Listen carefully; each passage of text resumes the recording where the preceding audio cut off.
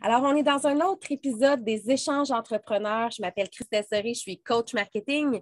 Aujourd'hui, j'ai la chance de recevoir Sophie. On va parler d'un autre sujet complètement différent. On va parler d'immobilier. Bonjour Sophie, ça va bien? Allô, Christelle. Oui, merci beaucoup de l'invitation. C'est très, très apprécié. Merci à toi d'être venue. Puis j'aime beaucoup, avant qu'on commence puis qu'on embarque sur le sujet de l'immobilier, l'entrepreneuriat immobilier, j'aimerais ça que tu me parles un petit peu de qui tu es et ce que tu fais. Avec plaisir. Donc, je suis entrepreneur depuis peu parce que j'ai été dans le cadran employé pendant 20 ans. Donc, j'ai quand même 20 ans d'expérience en ressources humaines où je démarrais des départements ressources humaines. Donc, mon expertise était vraiment là. Fait que c'était probablement ça qui faisait que je gérais ma fibre entrepreneuriale. Puis depuis plusieurs années, je fais des investissements immobiliers pour moi. Puis depuis 3 ans, je me suis plus spécialisée avec mes projets immobiliers, mais aussi à coacher les gens à avoir une vision de leur projet immobilier, leur faire comprendre aussi par rapport à leur personnalité, qu'est-ce qui serait le meilleur type d'investissement pour eux. Parce qu'on parle souvent en entrepreneuriat, c'est avoir des business, c'est avoir des produits ou des services, mais il y a l'autre volet aussi. Tu peux devenir un entrepreneur en ayant des portes, dans le fond, ou de l'immobilier à ton nom aussi, qui fait d'autres sources de revenus. Tout à fait, exactement. En fait, c'est ce que je fais. Dans le fond, je suis entrepreneur pour mon entreprise de coaching et j'ai aussi mes investissements desquels je m'occupe. Donc, toutes les recettes sont bonnes, dans le fond. Et ce qu'il faut savoir, c'est qu'est-ce qui me correspond à moi, puis avec quoi moi, je vais être confortable de travailler puis d'avancer dans mon projet, là. Mhm. Qu'est-ce qui t'a poussé à te lancer en business dans ce volet-là? Dans le coaching ou en Oui, dans le immobilier? coaching. Dans le coaching immobilier, en fait. Oui, en fait, oui, c'est exactement ça. En fait, tu sais, moi, quand j'ai commencé, là, dans ma tête à moi, je devais être investisseur immobilier à temps plein. C'était ça la tangente. Tu sais, ce qu'on m'expliquait, c'est que tu vas à l'école immobilière, puis tu avances ton cheminement, puis l'objectif ultime, c'est de faire des investissements immobiliers et d'en vivre. Et j'étais tellement perdue là-dedans, là. Puis, tu sais, avec le temps, j'ai réalisé que c'est pas mon profil de personnalité, moi, que de m'occuper de multi-logements, d'avoir 100 portes à mon nom et tout ça, tu sais. Fait qu'à force d'être mélangée comme ça, d'aller contre ma nature, les projets ne fonctionnaient pas, ils n'avançaient pas. Puis, j'ai comme décidé de merger un peu mes deux carrières. Tu sais, mon ancienne carrière, je coachais beaucoup de gestionnaires, d'employés et tout ça.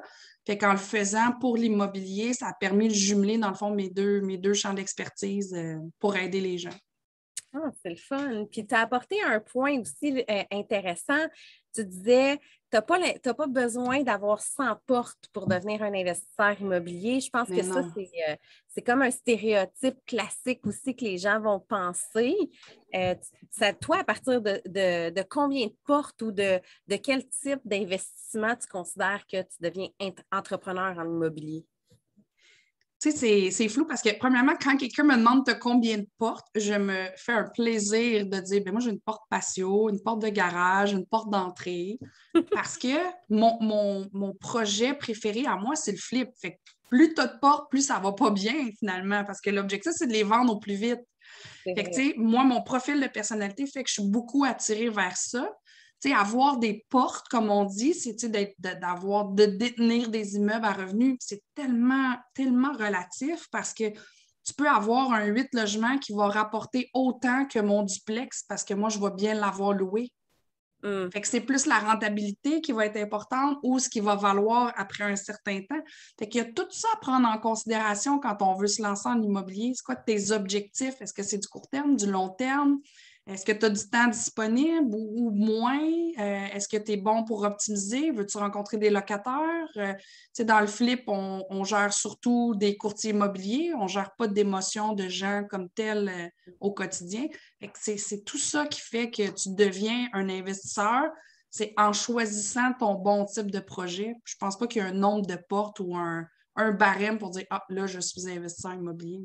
Puis il y a aussi le fait, j'imagine, qu'au courant de ta vie, tu as un budget plus ou moins lousse. Tu sais, exemple, tu as une maison qui arrive avec une certaine équité, tu peux réhypothéquer pour emprunter une autre. Tu sais, ça aussi, ça doit être tout un thinking à penser avant de commencer à se lancer dans l'immobilier aussi, là.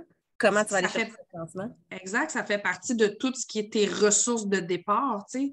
Des fois, il y en a qui viennent me voir et me disent je veux devenir investisseur à multilogement, je cherche un 8, un 12, un 15. Puis là, une des questions que je pose, c'est quoi ton temps disponible? Ta cote de crédit a l'air de quoi? Puis là, il dit mais j'ai fait faillite l'année passée. OK, mais la première étape, il faut qu'on s'occupe de ça. Il faut qu'on s'occupe de tes ressources d'abord et avant tout. Puis là, après ça, on va pouvoir voir quel type de projet et après ça, commencer à chercher.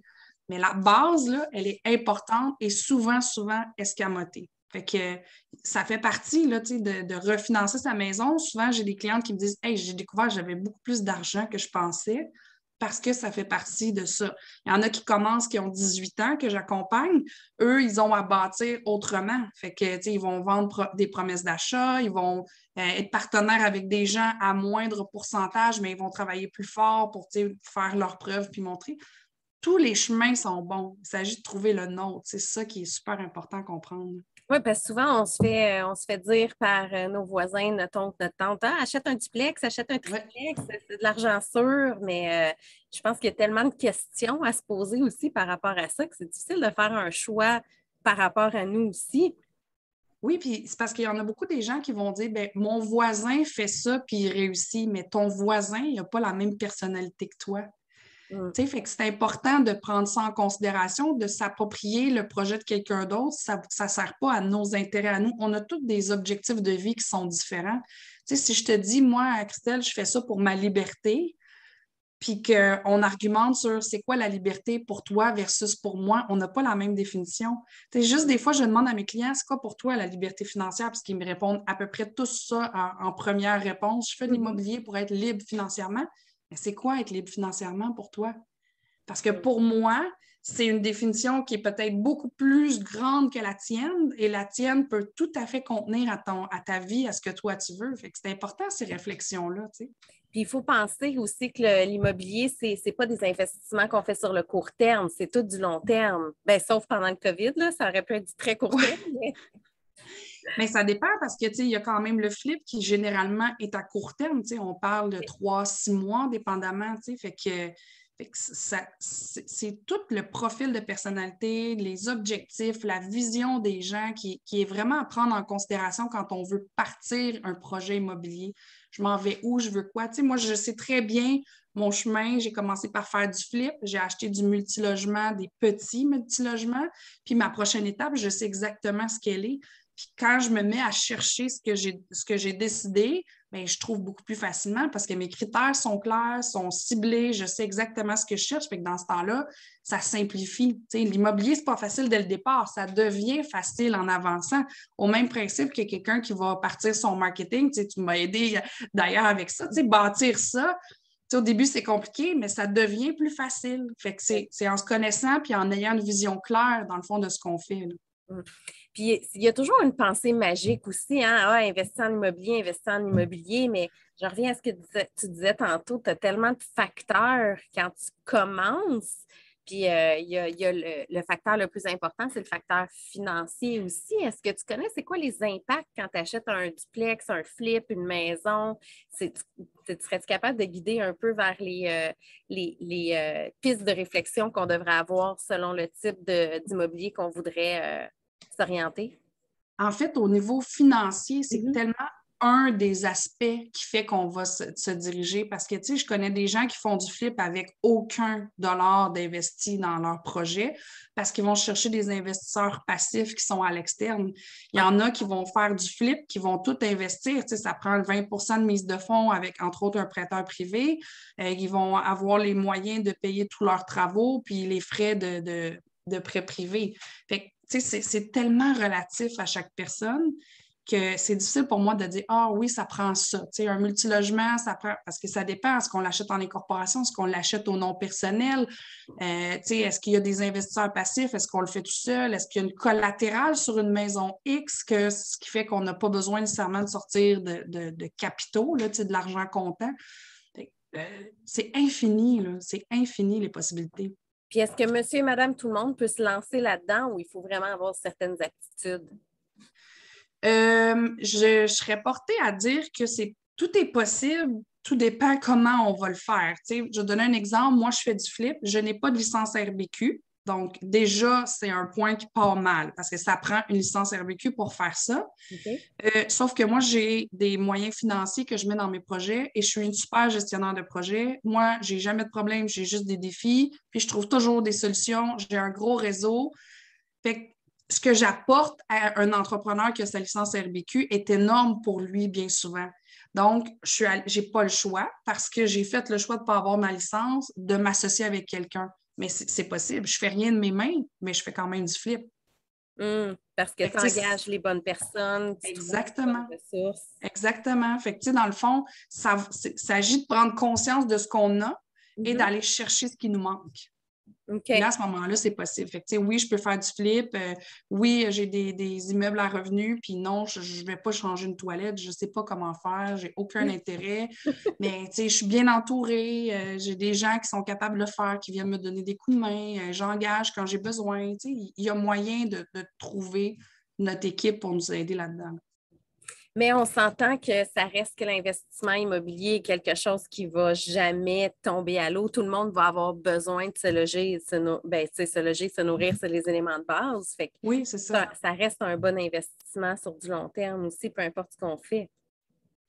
Moi, je considère que oui, mais Mhm. j'ai des gens que je rencontre des fois, puis au terme d'une discussion, ils réalisent que c'est pas fait pour eux, l'immobilier. Puis c'est correct, mets ton argent dans tes REER, trouve-toi d'autres types de placements. Tu sais, moi, je suis pas particulièrement, voire pas pantoute attirée par le Bitcoin, pourtant, tu sais, c'est... Ouais. Fait que chacun a son type de personnalité qui fit avec un type d'investissement. Moi, j'adore l'immobilier, j'en mange.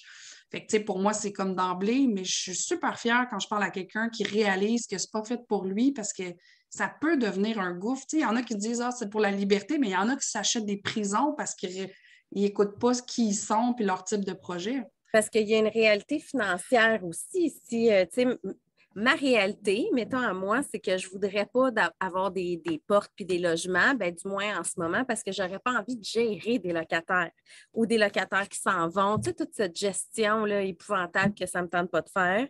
Mais il y en a pour qui tripent de faire ça, trouver la bonne personne, puis tu sais, prendre soin de leur logement aussi. Fait que j'avoue, quand tu parlais de personnalité, c'est quelque chose à faire. Mais là, tu as parlé de flip que je n'avais jamais pensé. Tu as parlé de, tu sais, de plein d'autres éléments. Peut-être même acheter un condo, j'imagine. Tu n'es pas obligé de partir avec des portes. C'est vrai que juste Exact. un condo que tu loues, c'est une personne, c'est moins de gestion. Exact. Puis, tu sais, à ton argument de dire, moi, je ne veux pas gérer, je pourrais dire, bien, il y a des compagnies qui font que ça de la gestion. Alors, pourquoi t'en priver si c'est ton type d'investissement à toi? C'est vrai, c'est vrai. Parce que dans la vie, tu as le temps ou tu as l'argent. Fait que quand tu n'as pas le Exactement. temps d'aller chez les gens faire réparer leur toilette, ben, tu vas investir pour Exactement. que quelqu'un gère. Exactement. Puis là, c'est une question de est-ce que tes efforts sont mis au bon endroit? Est-ce que c'est Mhm. plus payant d'aller changer une toilette puis d'apprendre à le faire ou d'acheter un autre immeuble, par exemple? Tu sais, fait que c'est tout un coup d'opportunité, dans le fond, là-dedans. Mhm. Puis au niveau de, tu sais, du marché immobilier, les régions, tes acheteurs, du moins tes gens qui veulent investir, en région, ça commence à être quelque chose à aller plus, tu sais, parce qu'on parlait beaucoup de Montréal, Laval, les grosses régions, mais là, je pense que le monde s'en va plus loin aussi. Puis Mais ton genre, tu sais, connaissance c'est à pas toi. ma spécialité, les marchés, là, mais je te dirais que en ce moment, ce que j'entends beaucoup, c'est la troisième couronne des grandes villes, là, Québec et Montréal.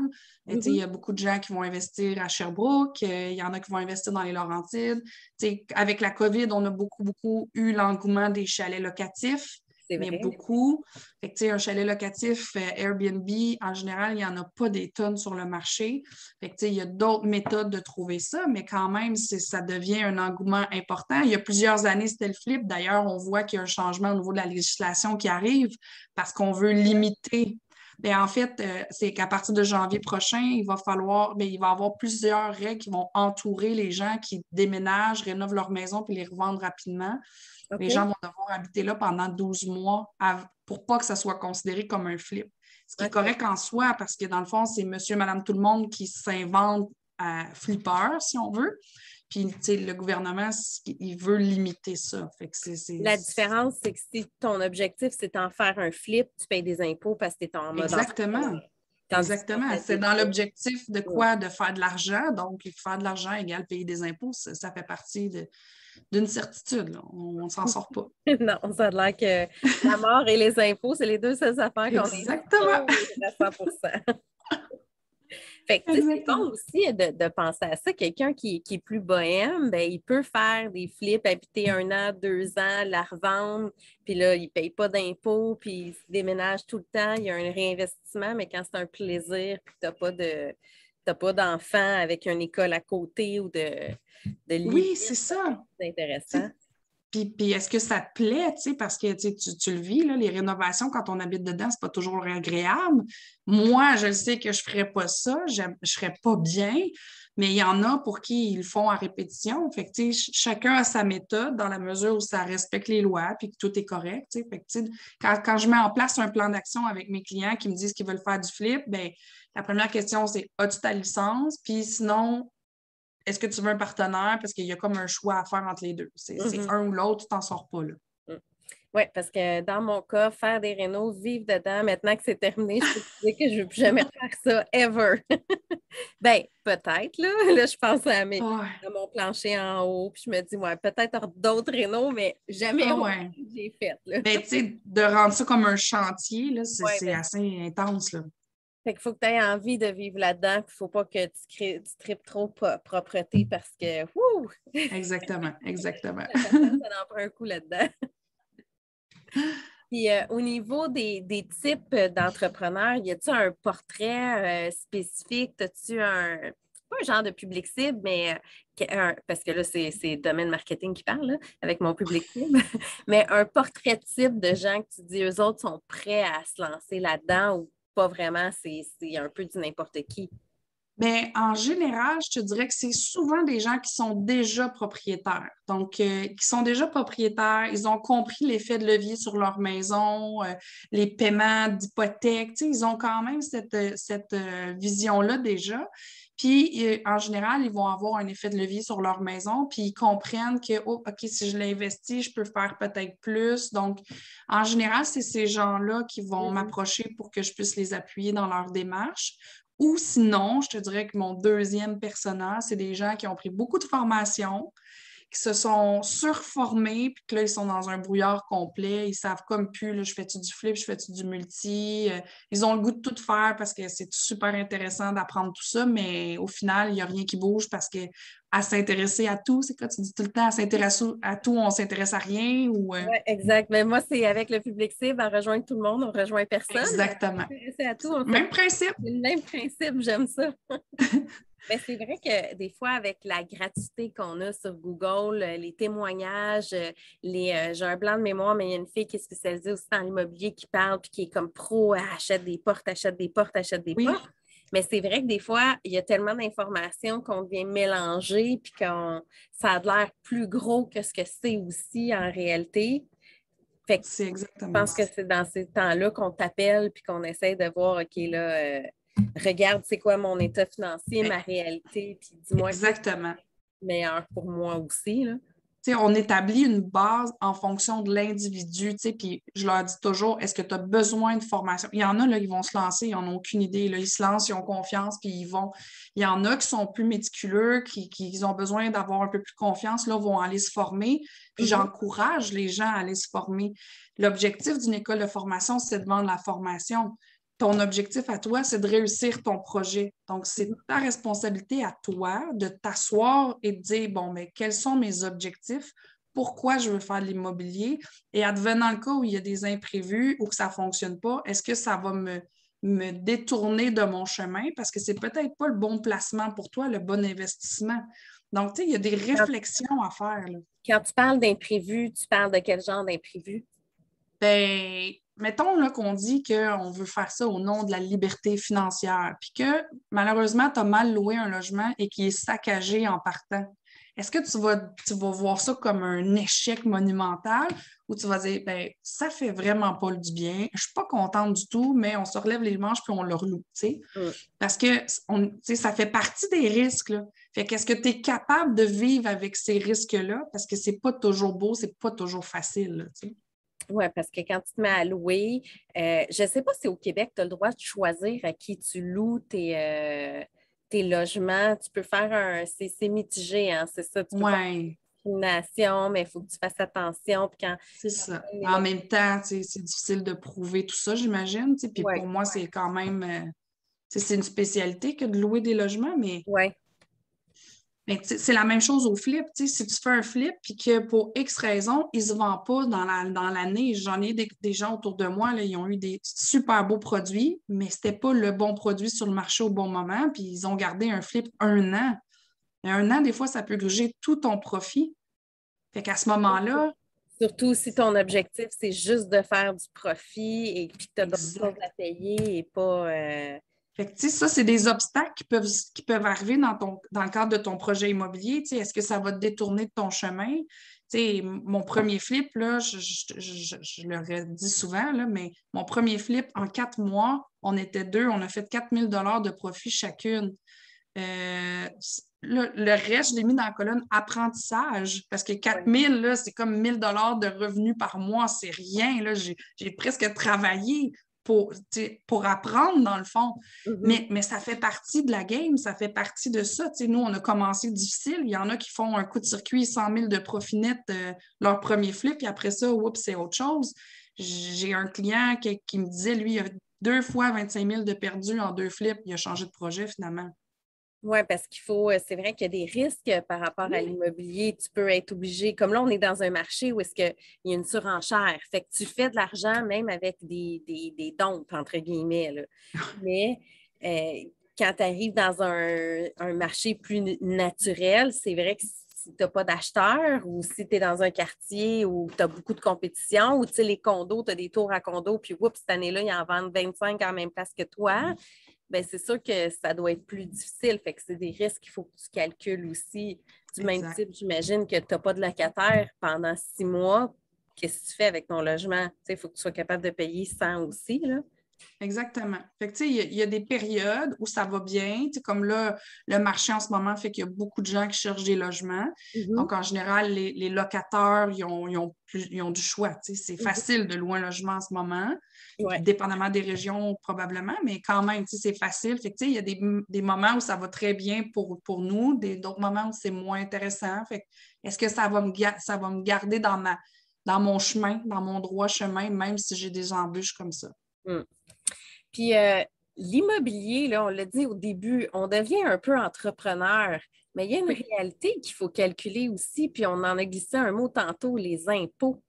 Oui, mais oui, tout à fait. Quand tu deviens entrepreneur, automatiquement, tu as des frais, tu as des éléments à payer aussi. Puis hier, je parlais avec une amie comptable, puis on parlait de plein de problématiques comme ça. Puis c'en était une, c'était pas par rapport à l'immobilier, mais c'est ceux qui font des job-in on the side, déclarés. Puis tu as des papiers d'impôt, là, tu t'es un guitariste, tu t'en vas faire un show, tu as un autre job, mais oups, ça t'a rapporté 5 000, il faut que tu le mettes dans tes impôts. Là, tu fais un flip, il faut que tu le mettes dans tes impôts, mais il faut penser à l'augmentation du revenu, au calcul de retour d'impôt, mais tu peux aussi faire l'inverse. Tu peux aller récupérer les Ben, taxes c'est ça. de faire sur.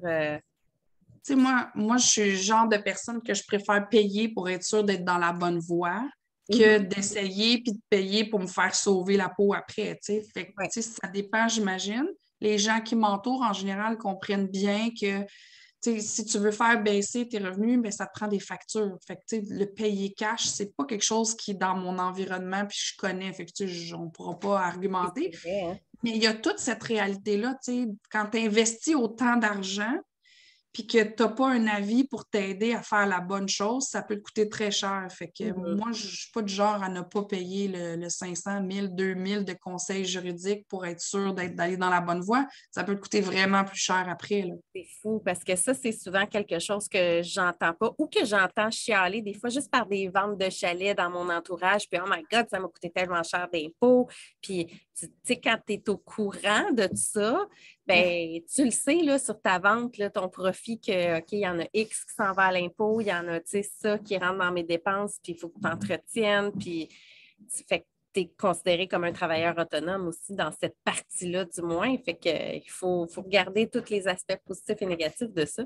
Exact. Puis calcule-le. Tu sais, moi, je prends beaucoup d'avance. J'aime ça savoir. Tu sais, c'est mon petit tempérament où j'aime m'assurer que tout est bien en amont, là, dans le fond. Ouais. Mais tu sais, quand tu le fais, c'est plus facile parce que tu récoltes beaucoup moins le soubresaut de la gaffe d'après. Fait que, mais ça, c'est pas tout le monde qui est comme ça. Mais c'est l'idéal, je crois. Oui, oui, oui. Puis c'est aussi l'idéal en termes de formation. Tu sais, on parlait que c'est important, mais il faut que tu le saches. Tu sais, il y en a qui ne le savent juste pas. Exact, exact. Je rencontre des gens, moi, qui ont déjà fait de l'immobilier puis qui me disent moi, je ne savais pas qu'on pouvait prendre des formations pour aller plus loin dans nos connaissances. Tu sais, je l'ai découvert sur le tard, puis moi, ce que j'ai fait, je l'ai appris, tu sais, sur le tas, à essayer, tout ça. C'est parfait. Probablement que ces personnes-là ne sentaient peut-être pas le besoin de chercher pour voir s'il y avait quelque chose qui était offert. Puis, tu sais, la formation, c'est super important, là. Ça t'aide à amener tes connaissances à un autre niveau. Mais moi, ce que j'aime dire, c'est va te former, mais dans quoi? Tu sais, si tu vas te former sur le flip, trouve-toi une formation sur le flip, tu n'es pas obligé de prendre tout l'éventail de générique qui s'offre à toi. Va chercher ce que tu as besoin. Puis assure-toi que ça devienne un investissement et non une dépense. Oui, oui, oui, oui. Parce que ça, moi, je peux te témoigner, je dois avoir dépensé minimum 15 000 avant que ça devienne un investissement. Est-ce que c'était nécessaire d'avoir autant de formation? Non. Mais en Parce même que tu as temps, payé 15 000 en formation avant de commencer à faire. OK, OK. oui, parce que je me sécurisais tout le temps avec la suivante. Je me disais, ah, la prochaine, là, il manque ça comme information. Ah, la prochaine. Ah, ce programme-là, il est plus avancé. Ah, celui-là, ça va être encore mieux. À un moment donné, il a fallu que je dise, wow, ça ne m'aide pas plus, je suis encore au même point. Oui, mais là, c'est comme si quand je t'écoute, j'ai l'impression que c'est difficile en immobilier. Est-ce que c'est le cas? Ben, Ou c'est ça pas dépend? simple. C'est pas OK. simple. Mais quand tu sais que c'est ta voie, c'est pas des problèmes, c'est des défis que tu rencontres. Fait qu'à chaque fois, tu apprends, tu évolues, tu vas chercher ce que tu as besoin. C'est un peu ça être entrepreneur aussi, c'est d'évoluer dans tout ça, dans nos difficultés, puis trouver des solutions, puis amener ça à un autre niveau. C'est la même chose dans l'immobilier, ça ne change pas d'aucun autre domaine d'entrepreneuriat. Oui, c'est juste qu'au lieu de vendre des souliers, ben, tu vends des maisons très occasionnellement. Exact. Puis, tu sais, vendre des souliers, ça amène d'autres problématiques, Ouais, d'autres exact. défis, tu sais. Fait que chacun ses défis. Fait que c'est pour ça, est-ce que c'est vraiment ce que tu veux faire? Pour quelles raisons tu veux le faire? Puis est-ce que tu es capable de gérer toutes ces difficultés-là qui vont se présenter, ces défis-là, pour pouvoir transformer ça en succès? Mhm. Puis comme on disait tantôt, c'est pas obligé d'être une job à temps plein. Ça peut être des éléments. Mais non! Puis tu n'es pas obligé, ton objectif de faire des flips, si on prend la tienne, c'est pas un objectif de faire un flip par année. Ça peut être de faire 3, 4 flips au courant de ta vie. Puis ça aussi, Exact. ma première maison Exactement. par rapport à la deuxième, c'était pas un flip que je faisais, mais j'ai fait de l'argent par rapport à ça qui m'a permis d'investir. Puis c'est un autre Exactement. pas plus naturel, je dirais, là, entre guillemets, là, parce que c'était pas avec un objectif de faire de l'argent, mais quand tu regardes en arrière, tu vois Oui! le levier que ça peut offrir. Là. Exact. Fait que ça t'a donné cette vision-là. Moi, c'était la même chose. Mon premier condo, j'avais 24 ans. Puis je l'ai revendu un an et quelques plus tard. Puis j'étais sortie avec un chèque de 27 000 du notaire. Puis j'avais juste peinturé mon condo. Je me disais, aïe, c'est fou, là. Tu sais, là, ça te permet de comprendre. Ah, mais attends, là, si je fais ça avec un autre, tu sais, puis ça prend de la valeur de l'immobilier. Tu sais, c'est rare que ça va descendre. En fait, j'ai jamais été témoin de ça. Je dois être peut-être trop jeune. Mais j'imagine que peut-être qu'à un moment donné, si l'immeuble en question est trop vieux, tu sais, ça passe-tu date, un immeuble ou une maison? C'est une bonne question. Mais j'imagine que oui, parce qu'il y en a qui les mettent à terre pour construire du neuf. Oui, Fait oui. qu'à un moment donné, ça doit atteindre, tu sais, comme j'ai déjà inspecté un immeuble, la fondation était en fin de vie. Puis là, il me disait, ben d'ici 3 ans, là, cette maison-là, il faut la mettre par terre. Parce qu'elle avait mal été entretenue, il y avait eu, tu sais, de mauvais entretien du solage, puis tu sais, là, ça allait plus tenir. Mais quand tu rentrais à l'intérieur, tu voyais les murs étaient corrects, tout ça, mais c'est parce que la fondation. Fait que tu as deux choix. C'est soit tu refais la fondation au complet, ça c'est un projet en soi, ou tu mets par terre puis tu recommences. Fait que c'est Ça, là c'est où une ça autre devient projet. aussi. Ben oui, c'est Oui. ça, ça devient un autre type de projet qui est vraiment différent, qui est à un autre niveau. Puis encore là, tu sais, moi, c'est pas le genre de projet que j'ai envie. Mais mon voisin d'à côté, lui, ça le stimule beaucoup parce que lui, il est rendu là dans sa vie, il veut faire du neuf. Fait que ça revient encore à ce qu'on dit depuis le début. Qu'est-ce qui te correspond à toi en tant qu'entrepreneur? Tes aptitudes aussi, là, qu'est-ce que tu es capable de faire. C'est comme moi, Exact. tout ce que tu fais, c'est changer une switch de lumière. Je n'irais pas chercher une, une maison avec pas juste une salle de bain, mais que la fondation est à terre parce que je vais juste pleurer en boule. Là. Exactement. Exactement. Ouais. C'est vraiment le fun. C'est comme une autre vision parce qu'on a tendance à parler souvent de l'entrepreneuriat comme le côté business, mais c'est un autre volet qui rapporte beaucoup, beaucoup, beaucoup d'argent aussi, l'immobilier. Là, quand c'est bien fait, ben, comme on disait, ça peut ne pas en rapporter, mais ton 4 000, tu as quand même rapporté 4 000. OK, fallait peut-être pas cher de l'heure, mais ça t'a quand même rapporté, tu sais. Puis, toi, est-ce que tu conseilles plus d'être en solo ou avec des partenaires quand tu commences? Et ça, là, des fois, là, ce que je fais voir aux gens, parce que l'objectif, c'est qu'ils le voient par eux-mêmes. Si tu n'as pas, mettons, de licence RBQ, tu ne veux pas aller la faire parce que tu trouves que ça prend trop d'efforts, puis tu n'as pas d'argent, puis tu veux faire du flip, les conditions gagnantes ne sont pas vraiment réunies. Fait que les gens en viennent à la compréhension que, ben oui, ça va me prendre un partenaire. Fait que là, à ce moment-là, c'est OK, toi, tu es comment? Qu'est-ce que ton partenaire doit avoir? C'est quoi les non négociables? Ouais. Mais tu sais, moi, j'ai fait du flip en partenariat. J'ai eu des expériences faciles et moins faciles. Puis, tu sais, là, mes immeubles à revenus, je les ai toutes seules, mais on n'est jamais toute seule quand même. Tu sais, j'ai eu l'aide d'un mentor. J'ai mon comptable qui m'aide beaucoup, qui est super impliqué, puis qui me donne plein de conseils au niveau financier. Ouais. Tu sais, fait que tu es entourée quand même. Fait que est-ce que j'ai l'impression, tu sais, je prends le risque toute seule? Oui, mais je suis entourée quand même. J'ai l'impression de travailler en équipe quand même. J'ai toujours quelqu'un. Tu sais, ça, c'est une des choses en entrepreneuriat, mais aussi en immobilier. Ouais. Le réseau, c'est tellement important, là. Tu Le sais, il y a réseau, quelqu'un tout. comme... Oui, c'est ça. Puis, tu sais, moi, j'ai un collègue qui m'a dit, tu t'occupes de ton réseau à t'enseigner les yeux, mais oui, mais en même temps, ça rapporte quand tu aides ton réseau, puis que ton réseau t'aide en échange, ça vaut vraiment de l'or. Fait que, tu sais, oui, je suis toute seule, mais non, je ne suis pas toute seule, tu sais. C'est beau, ça, j'aime ça. C'est une belle philosophie, mais c'est un peu la mienne aussi quand tu entretiens ton monde autour de toi. Tout le monde finit par te le redonner d'une manière ou d'une autre, tu sais, que ce soit par une référence d'un client ou par un conseil ou par un like sur un post ou, tu sais, peu importe, là, c'est sûr que je le renvoie encore une fois côté marketing. Oui. C'est l'importance, la force d'un réseau, elle est primordiale quand tu l'entretiens bien, tant que ça ne devient pas lourd. Puis, tu sais, entretenir un réseau ne veut pas dire de devoir parler au téléphone avec les gens ou faire des Zooms à tous les jours, là, mais d'être présent puis dans notre quotidien. Puis quand tu as besoin d'aide, ben, tu as des bonnes personnes à qui t'appuyer. Exactement. Tu sais, moi, je suis quelqu'un qui donne beaucoup. Fait que, tu sais, quand j'entends, j'ai besoin, tu as besoin de ça. Attends une minute, j'ai quelqu'un que je pourrais te mettre en contact. Fait que tu rends deux personnes super contentes parce que tu les as mis en contact. Puis en réalité, c'est quand moi j'ai besoin, t'aurais-tu quelqu'un qui pourrait m'aider pour tel type de truc? Bien, c'est sûr que la personne, ça lui fait plaisir de te retourner l'ascenseur sans calculer non plus parce que, tu sais, c'est comme un gros melting pot Oui, de réseautage aussi, là. oui, oui, oui, c'est clair. Puis en conclusion, si tu avais à donner un conseil à quelqu'un là, qui commence, là, qui a envie de s'investir en immobilier, mais qui ne sait pas encore vers où aller, ça serait quoi ton premier conseil à lui donner? Mon premier conseil, ça serait vraiment de savoir les vraies raisons profondes pourquoi il veut faire ça.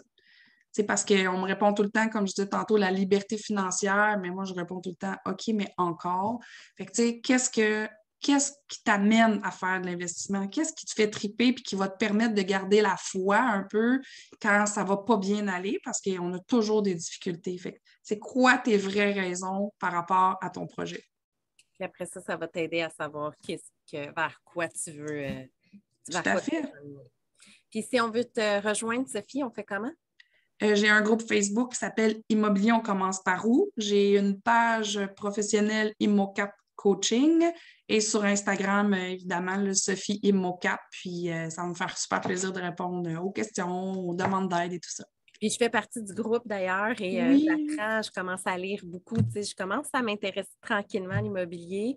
Puis j'apprends plein d'affaires que j'avais aucune idée que ça existait ou juste les réponses puis les opinions de chacun. Puis j'aime beaucoup. Tant mieux. Plus tout Merci. ce que tu fais, bien évidemment, mais c'est ça, j'apprends Et beaucoup. l'objectif, c'est de partager tout ça, Oui, exactement. oui, oui. Super. Ben, un gros merci pour ton temps, Sophie. Merci à toi. Bonne journée. Toi aussi.